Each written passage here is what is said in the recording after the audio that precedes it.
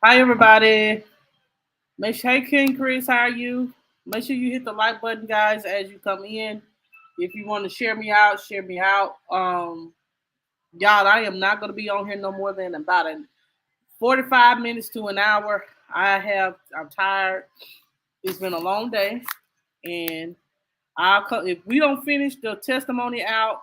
I'm gonna do a day and a half, and then we'll finish the rest of the testimony out. It's going to now to the final statement. So the grand jury is get is the trial is getting ready to end, and we're going to be on verdict watch in a little while. Um, so um,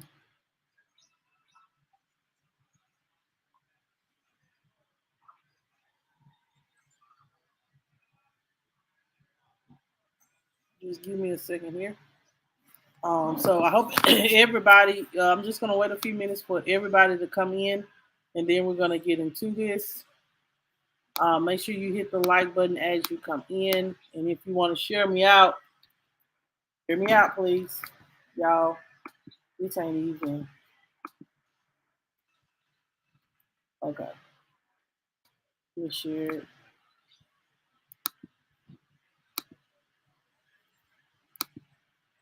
So yeah, I am not gonna be live no more than an hour, but I am going to be live.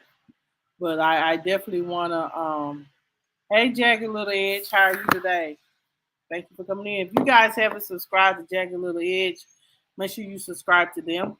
Um, hey Trisha, how are you? Um, but I'm gonna wait another minute or two, y'all, and then we're gonna get into the content. When we hit Mark 5, we're gonna get into the content. I hope everybody had a wonderful day. Um, 2 more days till Friday's child. Hey, Rooted in Essential Oils. If you haven't subscribed to Famous, make sure you guys rooted up. If y'all like essential oils and stuff like that, that'll be a great subscribe to him. Hey, Anastasia, how are you? How's the children? You got some rest, child? Y'all, I couldn't go live yesterday, y'all. I had a whole paper to write, and I had to write a paper in 2 hours. Like my day yesterday was so freaking busy. I didn't know I was coming or going, but we made it through yesterday, and we're gonna make it through other days that are busy. But we have made it to Wednesday, so make sure everybody hit the like button, please. We're gonna get into this trial. Basically, y'all, the defense. This is the trial on yesterday. Yesterday was basically like a half a day of trial. It started late. Oh, I know. And then she gets sick. Hopefully, she'll be able to be all right in a few days and enjoy the rest of the festivities. Because, child, at this point, I'm so over homework. I got to sign Jayla papers as I'm thinking about it. Jayla had got a 295s and an 80 on reading, math, and spelling words. So I am happy about her grades. And Jamel grades too. I don't know why your teacher ain't sent your grades, boy. But I am happy about my kids. They're accomplishing what they need to accomplish at the end of the year. So, continue to pray over the children. I pray that no massacres happen at the end of the year like it did last year, y'all. Last year was sad in Texas. For elementary kids to lose their life the way that they did, it was senseless. Um, but I hope everybody have a good week thus far. Um,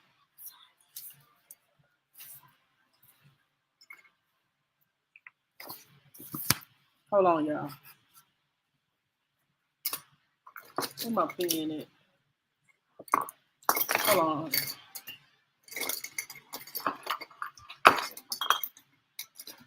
I'm signing with a pen. Okay.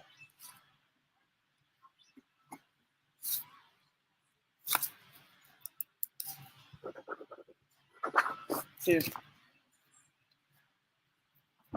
I know. So anyway, y'all, um, she wanted me to handle it right then. Excuse me. She when they hear me say something, she coming. Anyway, y'all, let's get into the trial. I know I've been prolonged it long enough, so we're gonna get into the trial, um, and talk about some of the things that have went on in this trial. We're getting to the end, y'all. The defense did rest their case on today. They ended their defense with a expert witness, basically, um, that can be bought or truly biased when it comes to giving their expert opinion. Um, and in this interview, what I'm about to read to you guys is it says here that the entire grand jury testimony. So when they went to grand jury to indict them, the West eldest child, they're going to read testimony from the eldest child, and it's going to be read into the record with attorneys and the judge reading different parts. And this is a conflicting testimony from when he spoke with detectives and the Barton lady. It's going to be a separate, but when I was listening, let me say this, y'all. When I was listening to it, it seems like they were asking him questions, but it seemed like the kids, something happened. I feel like Jacqueline, if they did, let me say this. I don't be mad at me when I say I don't feel like that Jacqueline and Trezell will be found guilty of murder, but I do feel like they do need to be held responsible for because they don't have enough evidence to show or say that they killed him. Because not because they don't have body, because the evidence doesn't lead to that. You get what I'm saying? But what I can say is they tampered with the corpse because Orrin or Orson has passed, and um Orrin and the other little boy went missing, and we're gonna get all into that, but I definitely want to say this, you know, um, they deserve to be in jail for the disappearance of these boys. Not, I don't know for murder, but for tampering with a corpse for one. I know, and then obstruction of justice, hiding, not reporting this child's death. But anyway, let's get into this. So it says here that Attorney R.L. Hutchinson is reading the responses of the child, while Fatima Rodriguez is one of the attorneys representing Jacqueline West is reading the responses of the interview.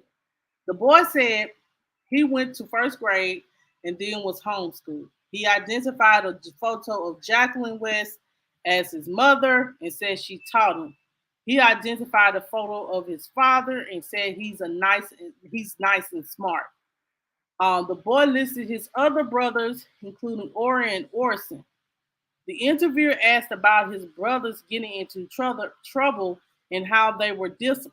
The boy said they had lived in an apartment in Bakersville near Casa Loma of Elementary. The boy said Ori and Orson would be in the room where all the boys slept together while the other children were homeschooled. Everybody let me know if they can read what I am displaying on the screen. Let me know if you can. Hey Nancy, see what I am displaying on the screen. Let me know before we move forward.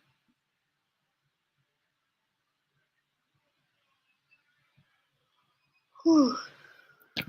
Okay.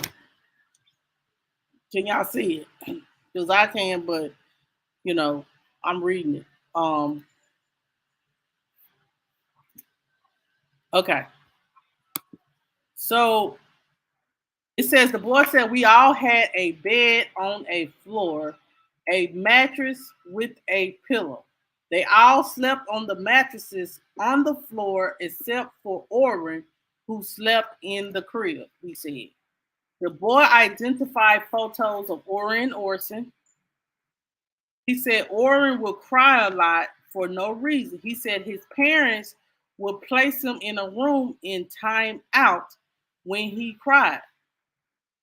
He said he doesn't remember how long, hold on, they lived in Bakersfield. He said he doesn't know why they moved, but they went to California City. The boy identified photos of rooms in the Cal City home. He talked about how he and his brothers, with the exception of Ori and Orson, would go to a schoolroom where they were homeschooled. A video was played for the boy, and he said he made it using Zoom, and some of his other brothers were in it. The boy said he watched used his watch used to be his dad's, but he gave it to him. He said he thinks it's at his grandmother's house now. He doesn't have it. The boy described the bunk beds put together by his father, TREZELLWEST. He said he made them after they moved in. He described the bunk bed used by him, another child, and Orson. The boy said another room is for two of his other brothers and Orrin. He said all of us moved to the house, including Orrin and Orson. This is where it gets tricky. He said all of them were there when the pest control guy sprayed. So I believe we're going to keep reading. No, the boy said when asked if he knows where Orrin and Orson are. He said they were both in the van when the rest of the children were dropped off at their grandmother's a few days before Christmas. According to previous testimony, this was on December the 19th. Asked about previously saying he saw Orrin was sick, and the boy said he heard gagging one night from Orrin. He said he went to bed. Then the next morning, he and three of his brothers went to their laptops. Now, y'all reading this, y'all hearing this. The boy said his parent went and checked on Orrin. They were there a while, then came out and spoke with him. He said he doesn't remember what they told him. While I'm reading this, y'all put all your thoughts and opinions in the chat. He said he forgets what happened, but didn't see Orrin later, think he went to his grandmother's house. The boy said they moved to Cal City a little while after Orrin was dropped off. He said he next saw him a few days later before Christmas. The boy said they brought Orrin back a few days before Christmas. He said he thinks his dad went to pick him up. He said Orrin was at his grandmother's, Jacqueline's mother's, for a while. He said he found out the boys was missing a few days before Christmas. He said he doesn't remember what he told police. The boy said he doesn't remember what he previously said about Orrin and Orson. A video of the boy's interview with Cal City police officer Brian Hansen was played for the boy. He said he told Hansen he hadn't seen Orrin or Orson for weeks because they got dropped off at grandma's house.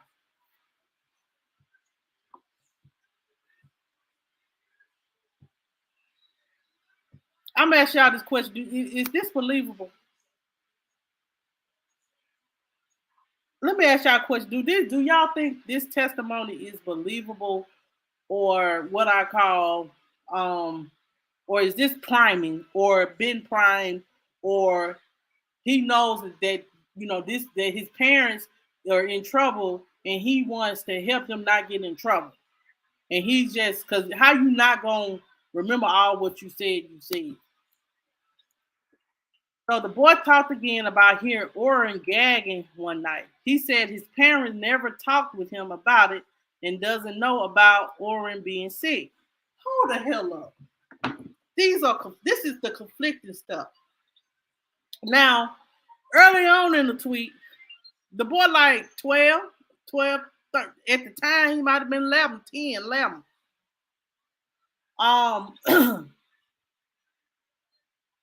Now, I'm not, woo, Jesus. Now, he said they asked him how you going to ask him a question and then turn around and ask him the same question, but in a different way. Basically, what they do is ask you a question and a follow-up question and really asking the same question to see if you're going to lie. And this is what it was. So at first he said his parents talked to him about it, and now he's saying his parents never talked to him about it, and he doesn't know about Oren being sick. Now you just said you heard Oren gagging. You just said you heard gagging noise coming from this boy, and now you don't know nothing about it. I'm not saying that but you could tell that something's not right with that.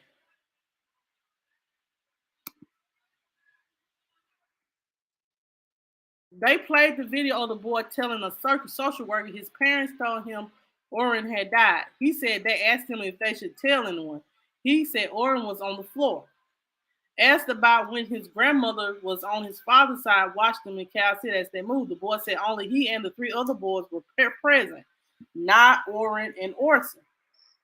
The interviewer asked how he felt about having a bed for Orson in his room, even though he knew he wasn't there. He said like he would come back. That's what the boy said. The boy told the grand jury he heard a bump in the night in the Cal City home, and Orson wasn't there the next day. The boy talked again about Oren and how his color was fading. His skin seemed dry the night after he heard him gagging. He said there was vomit. Oren was motionless, according to the boy's testimony, and he said Orson disappeared about a week and 4 days later. So it's like he don't know. They're done reading the transcript. Court is in recess. So what do you guys feel so far? About this testimony. Like I feel like the boy is trying to protect his parents because he knows his parents is in trouble about Orson. This is making him not credible as a prosecution witness or a defense witness because he can't get his lie right. And I do believe when he said that he saw Orson, I'm sorry. When he saw Oren dead, I honestly do believe that he saw. Yeah, he is traumatized, and I know that all those children are traumatized. They were probably abusing them too, but it was just, you know what I'm saying? Because y'all remember, Oren had drunk 2 bottles or whatever they parade because they don't like to watch them eat with their mouth open. Child. And so they blended or parade their food. Ain't no telling what they put into those drinks.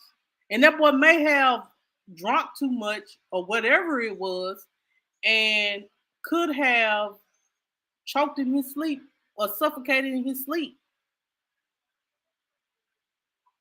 And then they tried to cover it up. Or they put something in those drinks to get rid of those boys. And then I do believe it. And that's before they moved to Cal City. I don't know what happened to Orson, but they knew Orson had to go because Orson knew that his brother was missing.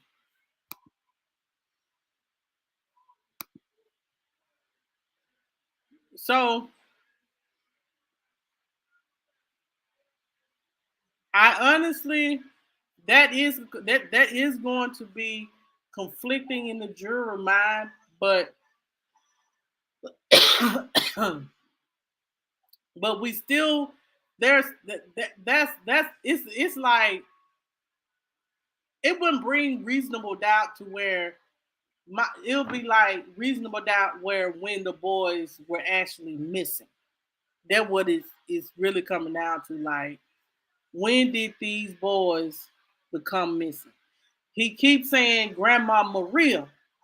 Grandma, they should have kept Grandma Maria back on the stand. They need to get her back on the stand. Because she acted like she didn't know nothing about nothing. She didn't really see the boys. She really didn't have a relationship with Jacqueline. She didn't keep the kids. But the kids are saying that they went over Grandma Maria's house. And that's very strange because Grandma Maria said she didn't keep the kids. So now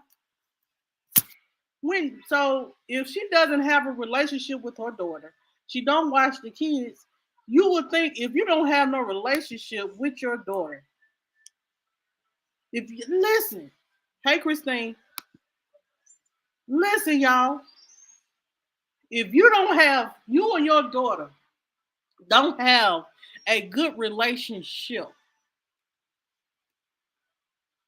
would you and your mother have not have a good relationship? Would you let your mother keep your kid, your two adopted children that you just had?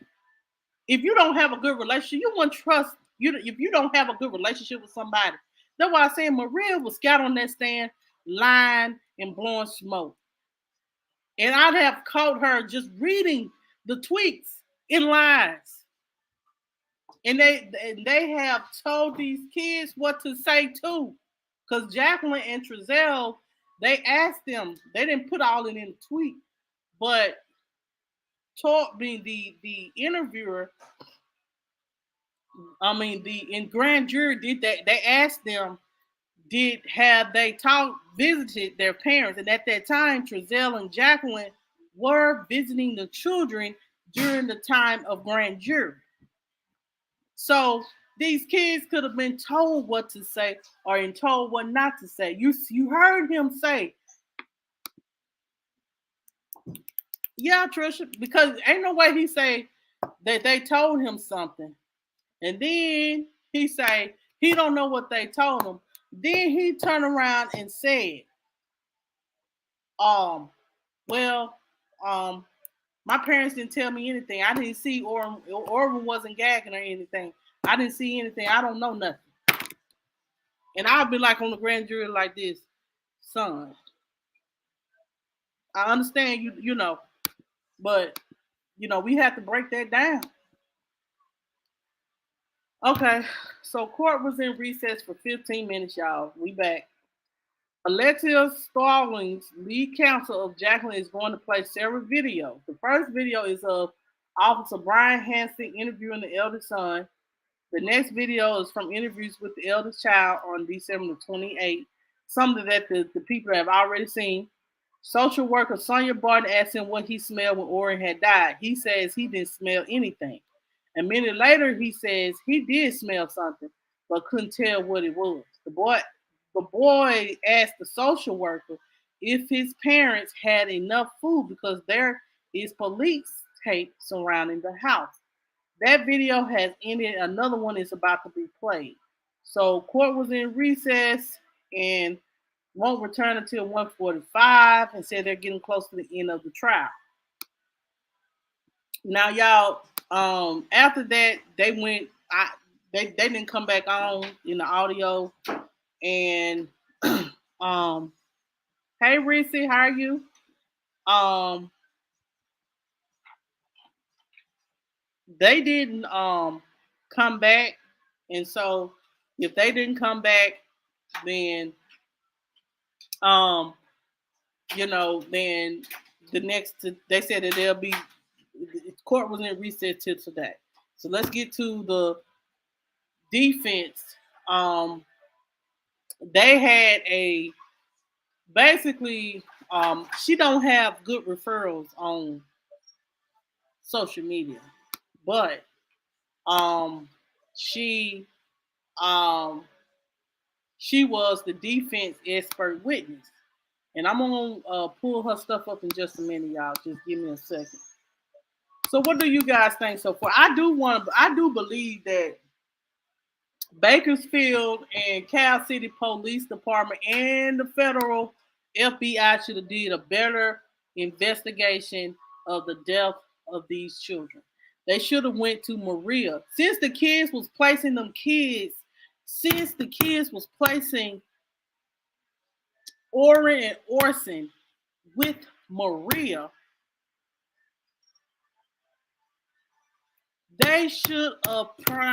they should have been on Maria ass, in my opinion, like they on Jacqueline and Trezane. They should really, really, really should have been hard on Maria. See, Maria got adopted children too. See, all these people, and I'm gonna be honest, have foster children. They foster children. These folks don't work. They live off the government. They get the free food stamps. They get the free. If they take all that away, they have to get a job. Yes, they should have never took them kids from their mother. Honestly, they should have allowed her the reunification of the children with their mother.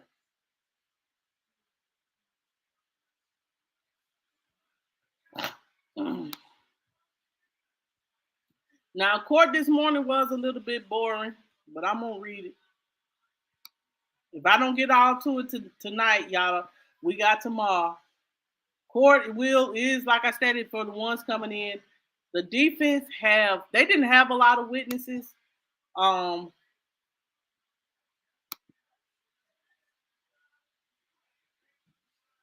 exactly. So somebody lying. It's like they are lying and they are covering. And for Maria to, that's why I said they should have pressed Maria a little bit more, because I would have been saying your daughter is saying that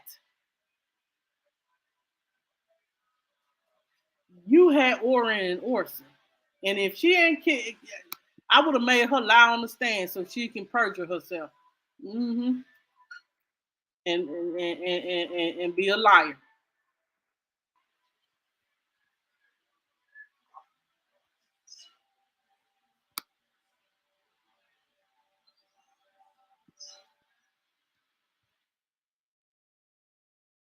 Got my head itching. Uh, hold on.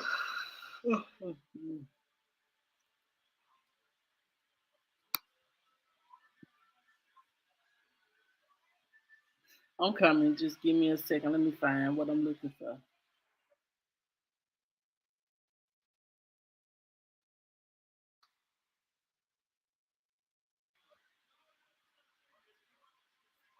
Hold on just a minute, y'all. Let me put this on mute.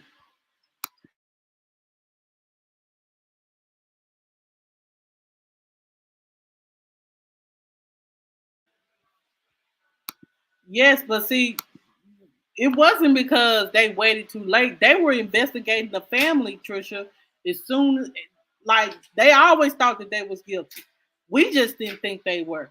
What it was, Jacqueline and Trezell waited 3-4 months when all the evidence wasn't there, you know, when all the evidence wasn't there and their bodies could not be found or decomposed, and they reported them kids missing. So that's what really happened.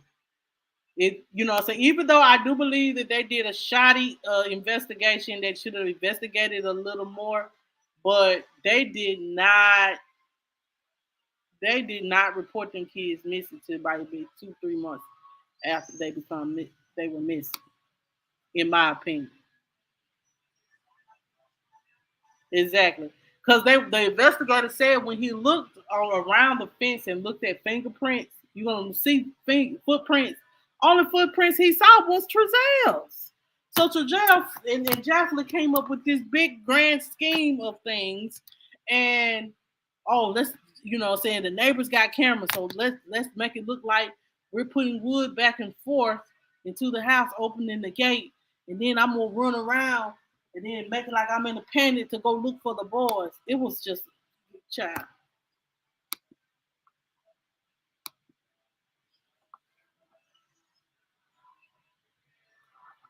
After they're adopted, they don't check on them. After they're adopted out, if they're fostered, yes. If they are in protective custody, yes. But once they're fostered out and they are adopted, they are yours. See, Jacqueline them just wanted the money. They asked didn't want to work. And I'm not talking about the good foster parents. Don't take it personal. I'm talking about these foster parents that actually, the people that adopt 8, 9, 10, 20 kids and, um, you know, have these kids living in deplorable conditions. Y'all know how it is out here in being adopting children.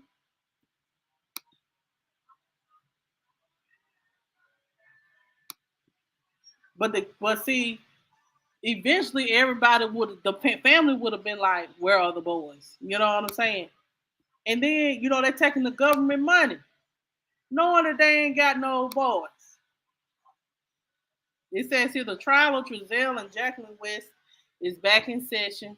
Judge Charles Beamer told the jury that a couple of days ago there was an objection to a motion to strike regarding a witness, and he struck testimony related to initial contact with children and county council. So, county council and the initial contact with children with the county. So that testimony has been struck by the judge. Yes, they still will get government money unless they choose not to take it, I guess. But what job did Trezell and Jacqueline say that they went to? Let's just be real. What job did Trezell and Jacqueline went to? He was a retired vet, so he get his veterans benefit. But what job were they going to?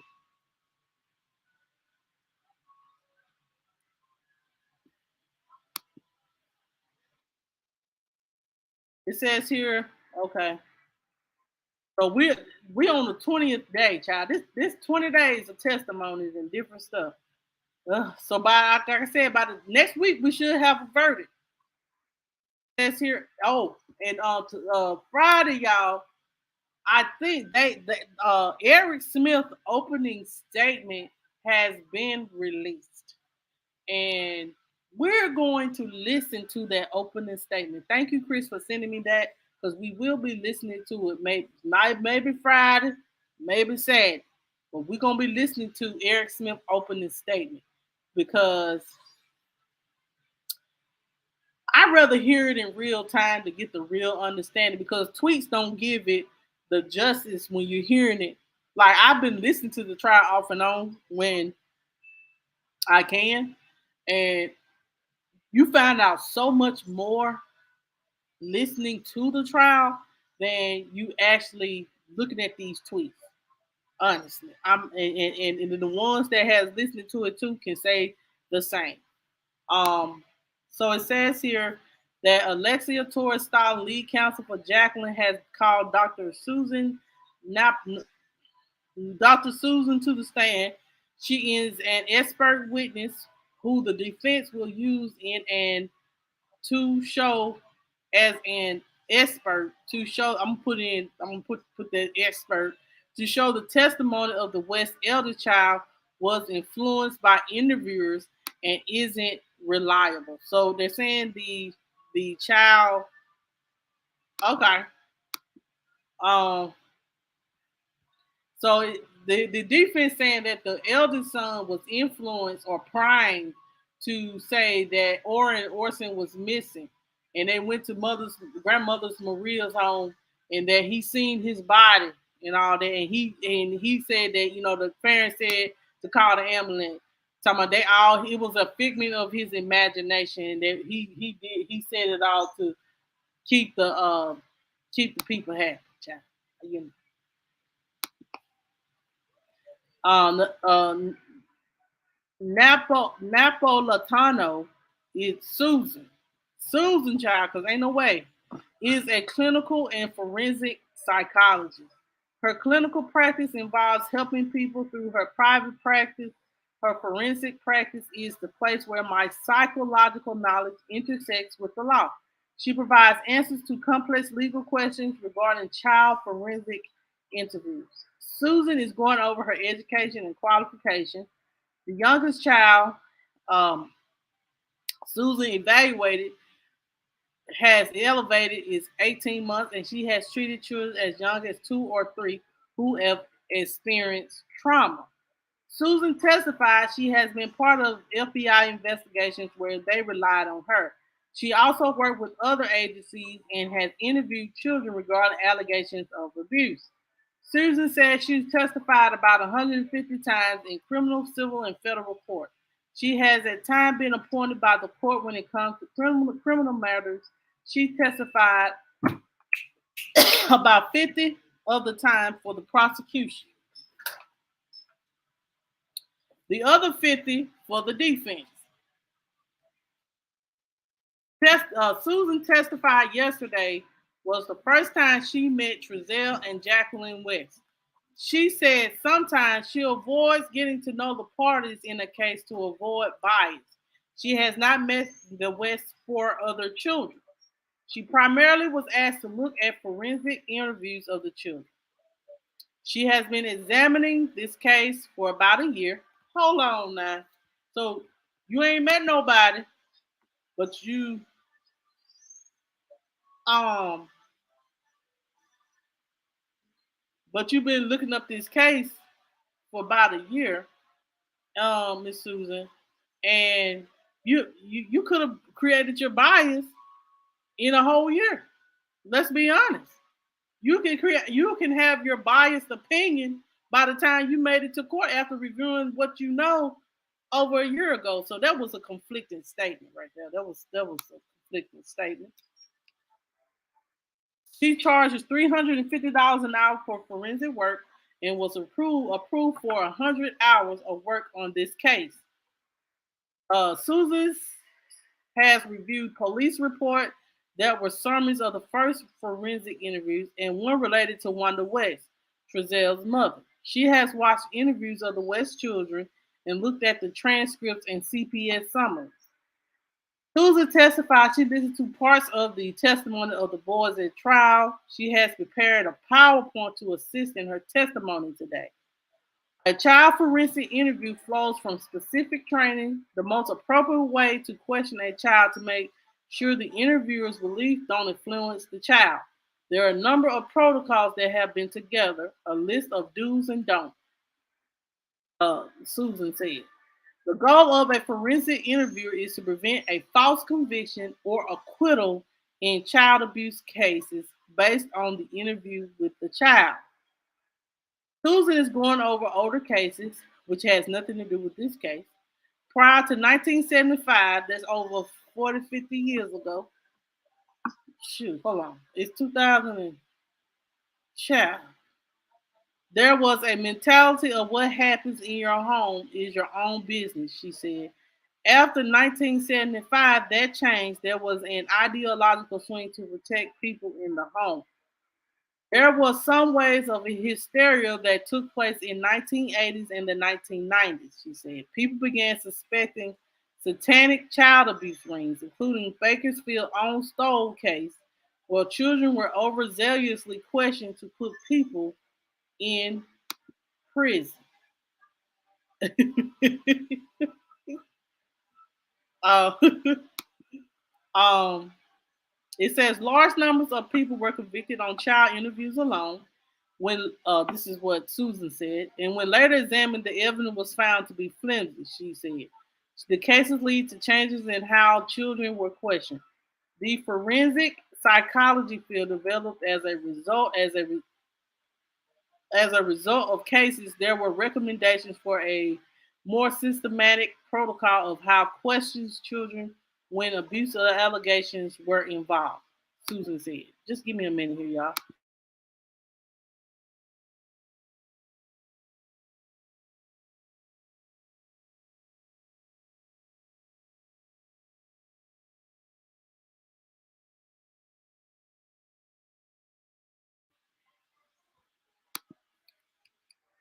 So it says how to question children has been fine-tuned over decades based on research from forensic interviews and other social studies where we have learned about the suggestibility of children, Susan said.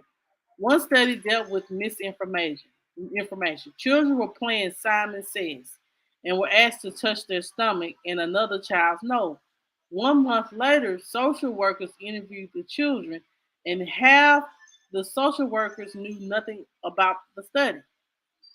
The other half were told children may have been asked to touch a child's toe. On that side, a decent amount recalled they were asked to touch someone's toe. Touching a toe never happened, but the children said it did based on the question. Another study had to do with false memories. Adults were asked about four memories from their childhood. Three of the events took place, as told by researching by the family. They also confirmed the adult had never been lost in the mall as a child. The interviewer then asked the adults about the time they were lost in the mall as a child, and 25% believed it happened. Cognitive dissonance is when a person is given two pieces of information that conflicts and the person tries to fill in the blanks to make it make sense, Susan said. The cognitive dissonance lead 25% of the adults to create memories of being lost in the mall as a child because the interviewer's question indicated it had happened. It is now standard practice for police to record child interviews for examination. The earlier cases influence how children are questioned with a focus on their capacity and suggestibility. Susan said, it is common that before a child gets to a forensic interviewer, somebody untrained has talked to him. She said there are pitfalls to that. She said it's important to get to the professionally conducted forensic interview as soon as possible after the allegation is made. So, what do you guys think so far as I'm reading this expert witness testimony?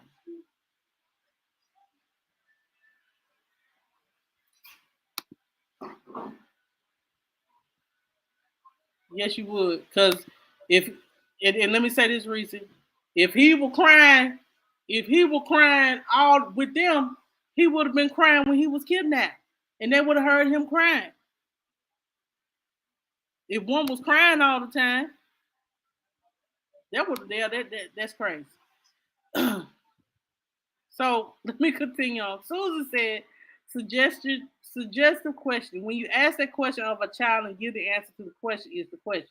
Was found to be a major issue. If you show interview bias early in the interview, it's much more likely the child will agree with your mindset. This can taint the child's answer. Confirmation bias is when we look for the info that confirms our belief. When this happens, everything you see is filtered through that lens. Hi there. It's currently 9:45 p.m. That was Susan's PowerPoint slides through her PowerPoint slides. She had to have PowerPoints. As a hypothetical question, Torres Stallings asked if an example of confirmation bias would be if a law enforcement had decided a child was never in the house and stuck to that belief despite later finding diapers and toys in the house. They could have been planted there, Torres Stallings. This bias can be found in interviewers, uh, Susan said. Susan said more than one plausible hypothesis must be considered to answer a forensic question. In this case, there are two prevailing hypotheses. Someone abducted the children, or the West are responsible for the missing children. She said she would have expected to see these hypotheses examined in the forensic interviews in this case. The forensic interviews have common practices that are acceptable elsewhere nationally. Susan said. Susan has conducted at least 100 child forensic interviews and has reviewed hundreds that were conducted by others. She said it's not common to have more than one forensic interview on a single child. I don't recall seeing that in my career. She said, when asked if two or three would be extremely rare. Susan said she knows from these studies that a child's statement can be contaminated if questioned repeatedly. Children should be placed in a kid-friendly room and questioned by a person not in a uniform, not wearing a gun, is friendly and has quality. Children will find non-threatening. A child's cognitive abilities must be taken into consideration. Get them to talk in an open-ended way about something, even what they had for breakfast, and get a sense of their cognitive and language ability. Asked about recall, Susan said it's a certain type of memory when someone asks a question and you just recall the answer. She said it's considered by her profession to be the most accurate report. Recognition, in contrast, doesn't pull so much from memory. It's a response to a sensory cue to see if you recognize the responses are less accurate. Hold on just a minute, y'all.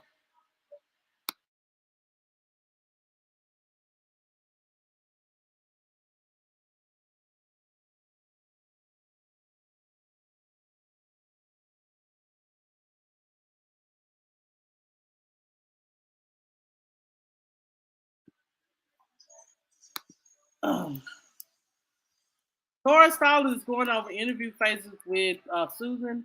Report building, interview instruction, truth versus lie, narrative practice, sustainable phase, narrative and detail gathering, alternative hypothesis, and closure.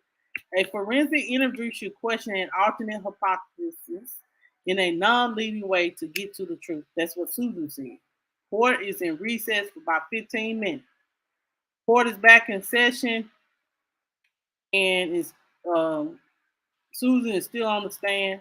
Susan questions with a child should be open-ended, not yes or no or multiple choice questions.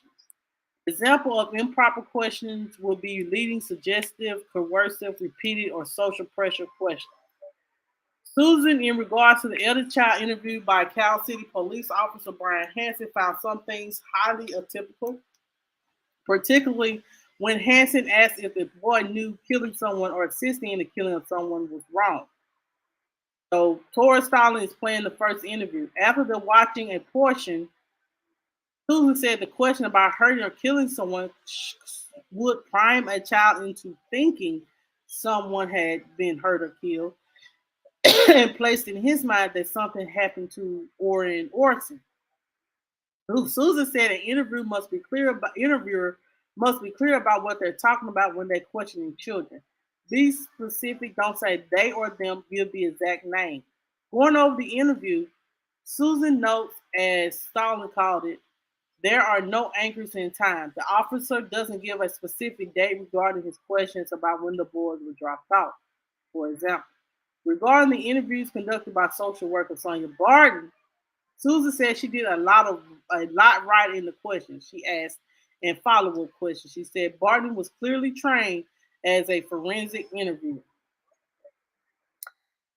Susan said she thought that Miss Barton did a lot right. Reviewing a portion of one of Barton's interviews with the eldest child, Susan confirmed there were multiple repeated questions and peer pressure questions where Barton told the boy what his other brother had said. Susan said Barton would not accept the boy's answer and use inappropriate techniques and questions. She described one segment as extremely leading. Tori Stallings played another portion of the video. After watching the segment, Susan said there were some questions that should not be asked. She said there was a great deal of social pressure on this child during this interview. She said Barton told the boy, your brother said, in similar station, letting him know that what his brother had told her and possibly influencing him. She was probably trying to tell him, well, your brother said this and your brother said that. But would you say that this child is being primed, though?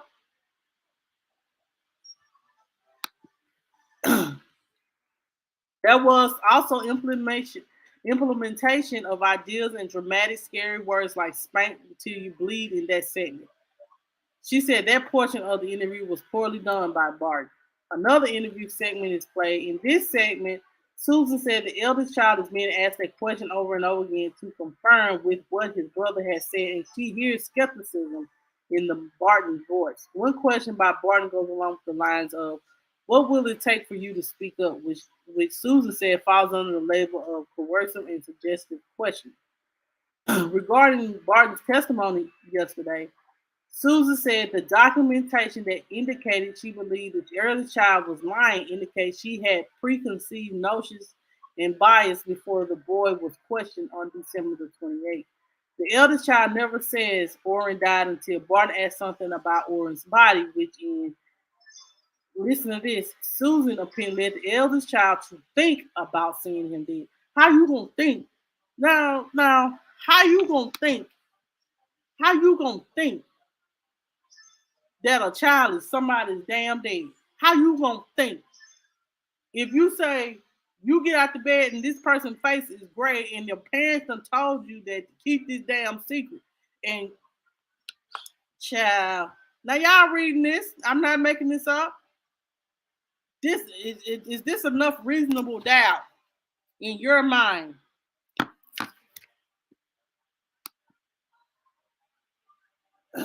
It could be a reconstruction of an event that never happened.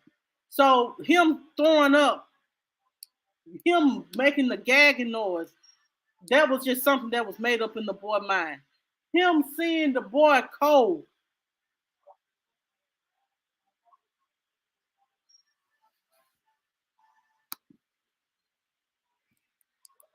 Anyway, y'all, in the eldest child's second interview with Barton, there was discussion of smell. Barton brought it up. There had been no mention of it before. Barton bringing it up is a leading question, but caught Susan's attention is she tells the boy he mentioned it before. So if the boy mentioned the smell before, Barton said it appeared to her the boy was guessing as to what Barton meant. Court is in recess until 1:30. Y'all, let me find the rest. I'll be right back. So, what do you guys think so far? Do y'all think that she has the defense have created enough reasonable doubt here that the boy to debut rebut what the son's saying? It's gonna take a few days to go through. I will watch me myself if I was here. I would want to watch every last one of those interviews. I would want to go over every testimony. Um, I would be pissed off about the shitty investigation, but I have to break it down.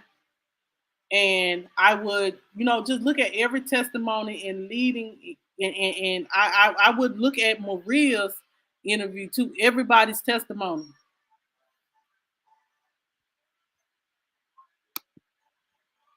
Um, no, they did not play the press conference. But we haven't did closing statements yet, y'all. We haven't done closing statements yet, so um, they haven't done closing statements yet. So you know, um, how long I got? I got 5 minutes, and I think about 10 more minutes, y'all. And I'm getting off because this ain't much left. And then tomorrow will probably be closing statement, and the judge will give it over to the jury. Now I hope Smith put it in, put it in the put a home run on it because he gonna need some. He gonna need something. He gonna need to hit a homer to call to you know because the investigation was kind of shoddy, and that what makes you kind of question it, because they didn't do enough investigation. But because they were kind of slack on the investigation does not mean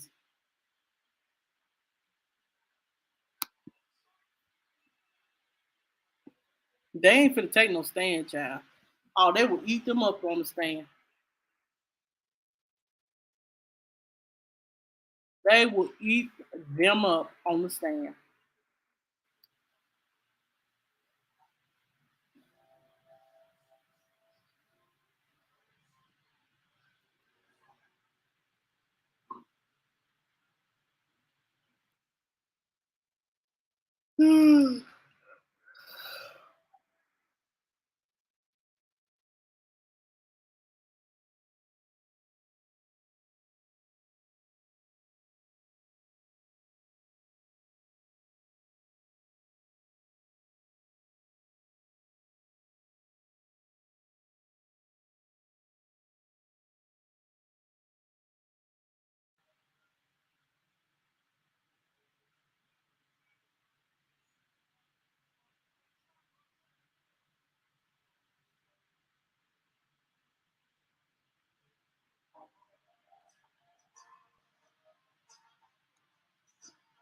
Hold on, y'all. I'm looking for it. Hold on.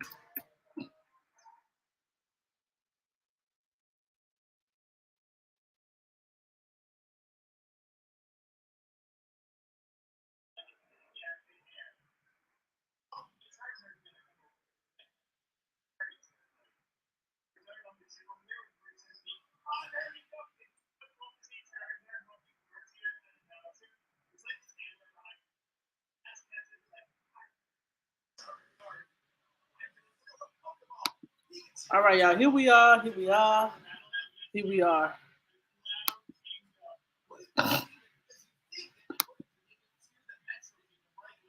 No, we do not. We don't know nothing about nothing.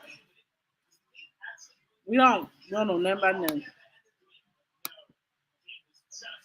So court is in session, and Susan remains on the stand, and Timothy Hennessy, lead attorney for Trezell West, is questioning her.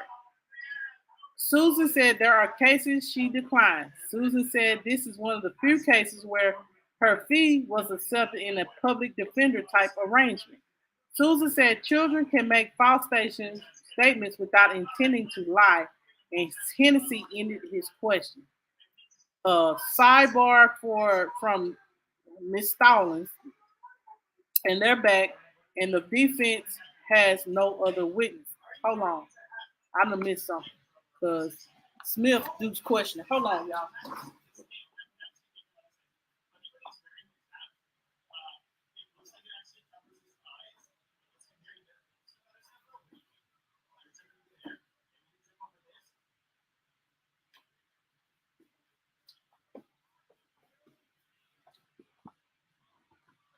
Oh, I'm missing something. Hold on, y'all. Oh, this talking about strangers. Hold on, y'all. We getting to the end. I just need to make sure I'm giving y'all because I know Smith asked her some questions too.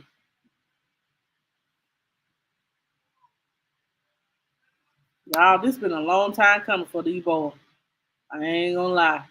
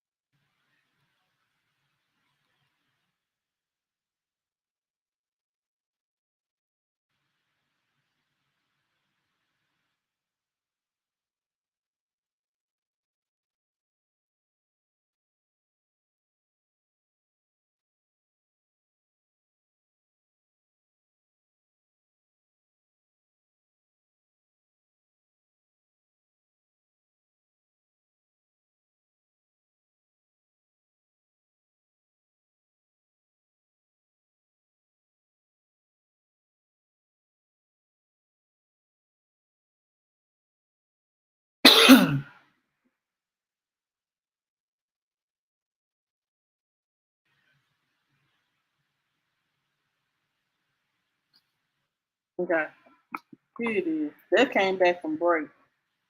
Now we get into where we need to be.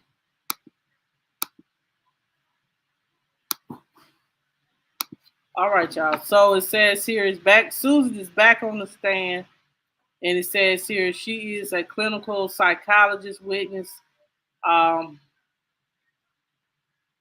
and Jacqueline's attorney, Alexia Stallings, is asking about the eldest child's grand jury testimony. There have been multiple objections by the prosecution. A sidebar has been called. Sidebar is over, and Stalin is continuing to ask about questioning during the grand jury testimony and what Susan thinks of it. Susan said the boy gives a statement that is not consistent with his previous statements, making her question why there is that inconsistency. Ooh, child inconsistency and how to get to the bottom of it. Susan said she found it significant the eldest child at the start of his testimony before the grand jury and at trial said he didn't remember or said his brothers were with him. Susan said she doesn't know the four eldest West children had a welfare check on December the 21st, the night Orrin and Orson were reported missing. She said they may have had an impact on the children. Susan said if she sees a series of interviews which children say a number of inconsistent things, she doesn't know which of those statements to believe. So she don't know what the truth is herself. Another sidebar has been called. They're back. Given a, given a hypothetical which follows the series of interviews performed with the children in the West case, Susan says she finds a lot of wrong with it and potential for error. Stalin is asked about restraint techniques for children. There was an objection as to the question's relevance. The objection was sustained, and that line of questioning has ended. So now she's trying to say that the kid lied about how they should be disciplined. They were disciplined. So Susan said her hourly rate is $3.50 and is customary among her peers. She said the county is paying her fees. Stalin has ended her questioning. Eric Smith has begun cross-examination. Smith is asking about the difference between psychiatrist and a psychologist and the current focus of her practice.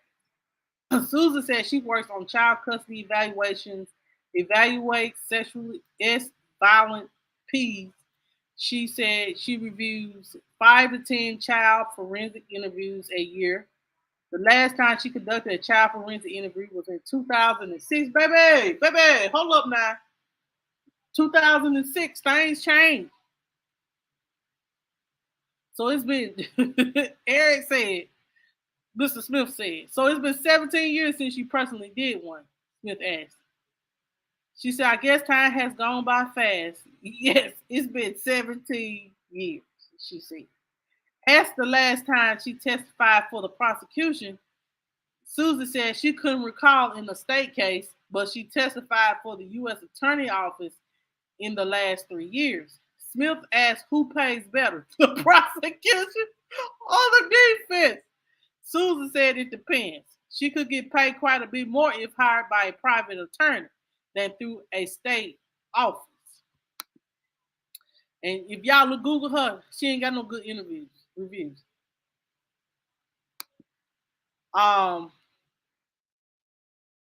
Susan confirmed she will be paid $35K to $42K for the work she done on this case during this past year. Child, man, that's what I'm making about a year. This is what some people making about a year. $35,000 to $42,000. Smith asked her what she's done on this case. Susan said she reviewed interviews by Hanson and Barton with the children and reviewed grand jury testimony and other transcripts. She said that took her hundred hours. Asked for her notes. Susan said she wasn't aware they'd been requested. Smith asked if she was aware that he didn't get her PowerPoint slides until yesterday. She said she's certain he got an earlier version. Susan said she didn't write a report about what she reviewed and did because she wasn't asked. Susan testified she didn't review the 2,000-page offense report in this case. Asked by Smith to describe what she has generated in this case, she said she has taken notes on the transcripts and wrote up her own purposes what she found problematic. Susan testified she'd never been asked for the notes until now. Hold on, so you just lied. So you just said that y'all, I'm gonna call her in a lie. Now I'm gonna just go on slide back up here because she done lied because she said she's certain he got an earlier version. Smith said, now these people be lying.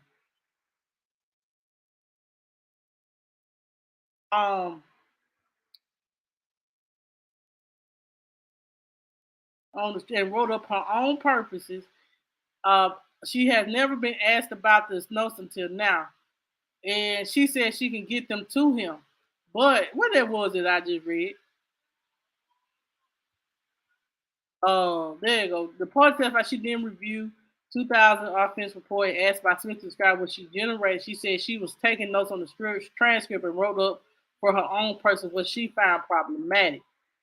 Smith testified she'd never been asked for the notes until now. But you said that he had got them for sure, earlier for sure. They've been charged with murder, number 1, 2nd degree. Smith has formally asked for them on the record. And she said she can get them to him, but not at this moment. Tori Stalin asked for a sidebar, but Judge Charles Beamer has denied it until the mid-afternoon break. Asked if money could result in confirmation bias, Smith said if you're getting paid for a specific opinion, it could bias you to agree with that opinion. So if she was, okay, so you basically saying that you're giving your testimony and it's basically going to be biased because the defense has paid you to go along with their narrative. But anybody that's paid to do a job such as this gonna always go for the side that they're getting paid to do.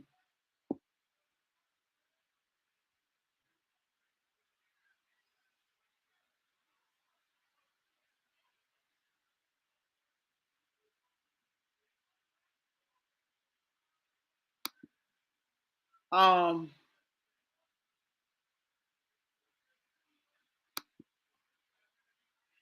I know the grandmother bought Rose, but then by the boys Rose. She was done buying Rose and wanted to pick. So you think the grandmama West knew about it too? Okay. It says here that Smith has referred to a report where another doctor criticized Smith, saying she exhibited bias favoring her client without sufficient data to back up her opinion. Smith said she's aware of the report. She said, I'm aware. She aware of the report. Smith doesn't recall being accused of cutting and pasting. Y'all read it. Says Smith, she accused of cutting and pasting her presentation in that case from other cases. Smith, Susan confirmed she has not been present throughout the entire trial and has not reviewed other evidence in this case, just child interviews. Smith ended his questioning in a 15-20 minute break. Court is back in session. We read that. She said there are cases she declined. It says here that she said that this one of the few cases where her fees were accepted in a public defender type arrangement. Susan said children can make false statements without intending to lie, and Hennessy ended his questioning. Torres requested a sidebar. They're back, and the defense has no other witnesses. The defense has rested, and evidence in this case has concluded. The judge said the jury will return at 2 p.m. for a few additional items clarification and will be read jury instructions. Y'all, let's see what's up in the comments. So y'all, um, oh, let me see here.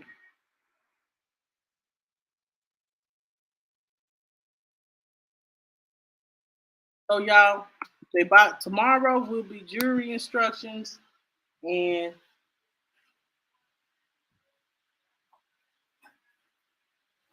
exactly that's all what it was. So it's about to go to the jury, y'all. So we on verdict watch. We on verdict watch. Tomorrow we will be on verdict watch. Hopefully that they go review over everything. Yeah, they are sitting next to each other in court. Um, they are on verdict watch. So we're gonna see how this pan out. We done seen so many cases to the end, y'all. This is one of the ones that was back in that I covered back in 2020 is coming to an end. I covered the Takia Beverly one, and she was found. We knew that she was not guilty. We covered the one with the America's worst cook. She was found guilty. Her husband got a lesser deal because he testified against her, and he will be having access to his children, and he will serve his time, but he should have stopped her from beating that child to death. And then now this case, we're seeing this to the end. Now I gotta find out what's going on with them boys in Texas that were found. Y'all know what I'm talking about. Them boys in Texas that had the deacon Brian, I forgot his name, Brian, and his crazy mama had a decomposed body decomposing in the apartment, and her name Gloria, got her last name. We're gonna see that through too, y'all.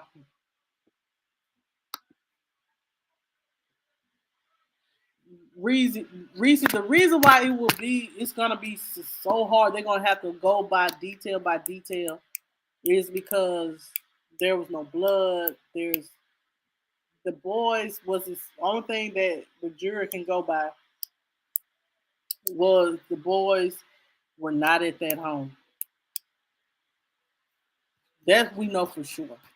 And Maria did not keep those boys. So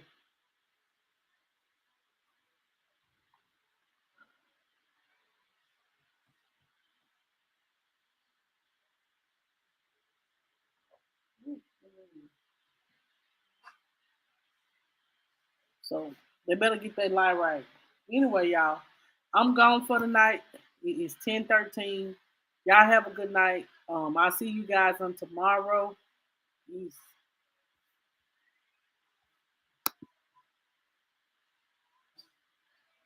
Right. They ain't living for sure. Unless they've been sold. Good night, y'all. Have a good night. We'll listen to the opening statements tomorrow. They'll give us content. Tomorrow I'll listen to Brian Brian I mean Mr. Smith opening statement tomorrow. Look forward to that. Peace.